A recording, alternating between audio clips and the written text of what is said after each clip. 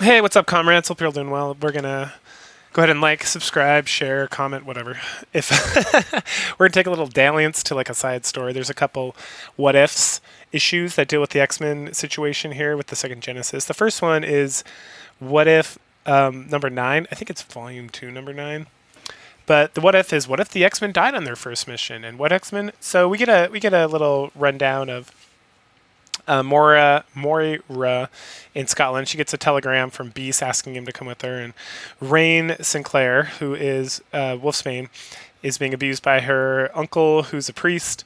And Moira essentially rescues her and takes her to America. And there we meet Beast. Beast kind of explains to Moira what's going on. Professor X is like catatonic almost because he's so sad that he lost one set of X-Men and then sent other X-Men to rescue them. And then they also died because when they lifted Krakoa up in this universe, it took them all with them and they all died.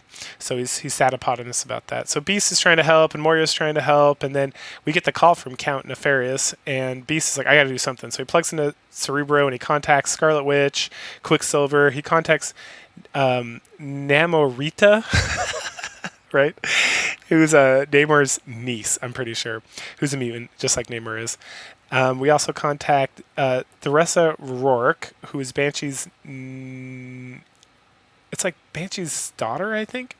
Daughter or nephew, or sorry, nephew, niece. But she's also got Banshee's powers. And then Thunderbird, or not Thunderbird, Warpath, who is John Proudstar, not James Proudstar's brother.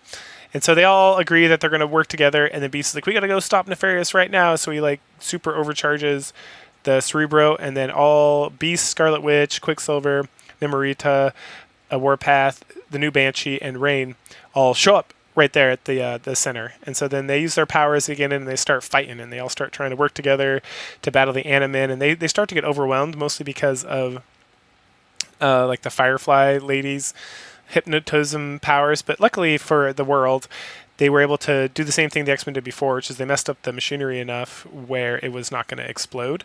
But these guys might still be killed by the Animen, except that Rain comes running in and she transforms for the first time into a wolf and jumps in the back of Dragonfly Lady, and then the X-Men are able to beat them all up.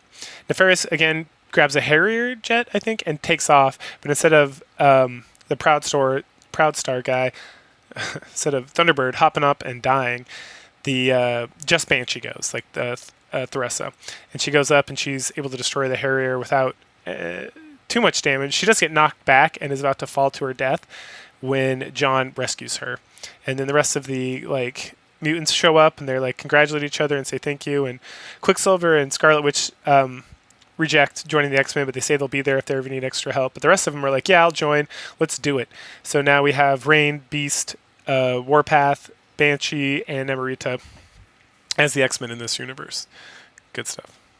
The other X-Men What If takes place a little bit later. It's episode issue 23 of the second run of What If. And this one, the what if is, what if the all different X-Men had never existed? So what if, essentially, so let's say the original Uncanny X-Men led by Cyclops. So Cyclops, Iceman, Angel, Marvel Girl, Havoc, and Lorna Dane, they go to Krakoa, but instead of getting captured, they figure it out. They figure the fuck out. And they do the same thing. They send Krakoa off into space, so he's gone forever. What happens then? So Eric the Red, instead of enlisting Lorna Dane and Alex to be his servants, he gets Nightcrawler and James Proudstar. And these X-Men are able to easily defeat Eric the Red because they have Havoc and Cyclops and Iceman and all these guys. So they beat them. They capture Nightcrawler, who teleports away and swears revenge, and then they capture Proudstar. They find out that Eric the Red is from the Shi'ar Empire. They don't call it the Shi'ar Empire now, but he's like an alien with feathered hair. And so he gets put in an entertainment center. And this issue takes place like a long time after a lot of other history that we're going to get to. So some of this, if you don't know anything about the X-Men for some reason and you're watching these, it's not going to make any sense. There's a whole issue with like the Sentinels. The X-Men go solve that problem. They go up to space, and if you've seen the cartoon or anything, you're familiar with the whole thing where Jean Grey, or the movies, where Jean Grey has to use her psychic powers to protect herself from solar radiation, and at the same time get like the spaceship to come down safely. And that's what kind of gets her the Phoenix Force. In this one, we have Lorna Dane. So Lorna Dane can just sit inside the capsule and use her magnetic powers to get everyone safely there. So there's no Phoenix there. They return, they go on various adventures, have a good time. Lilandra still shows up to take them. She's the the queen of the Share Empire, who her brother like usurped her, and it's a whole thing. Anyway, so she goes because her brother is going to access like a crystal that's going to destroy everything in the universe. So they go to fight the Praetorian Guard or whatever it is, and they also rescue Scott and Alex's dad. But we never find out this dad. It's the Starjammers. So they rescue them. They are able to use Cyclops for some reason. He's able to do the same thing they did against the aliens from like the last issue of Uncanny X-Men, like issue like 63, where they use like the power of friendship and love. And Cyclops for some reason has he like becomes one with this orb that's protecting this antimatter force, and so they all team up and they charge it with super like energy to like recapture the antimatter force in like this protective shell that's protected by this crystal, saving the day. So again, no need of Phoenix. And then we have like various other adventures where they do all the stuff the X-Men do in the regular Uncanny universe in 666. And they continue to win. They run into Wolverine because he's now the head of Alpha Flight, which is the Canadian X-Men essentially, which we haven't gotten to that either. But, and then Cyclops sees that Wolverine can be super intense and a good leader, but also be with his lover Yumiko. So he proposes to Jean Grey, but then we have the whole Dark Phoenix stuff going on where she is getting visions from Mastermind. And they go on like various adventures. They rescue Storm from the guy who tries to kidnap her, which we'll get to that eventually. They rescue Kitty Pryde. We'll get to that eventually. They rescue Dazzler. We'll get to that eventually. So it's a lot of stuff.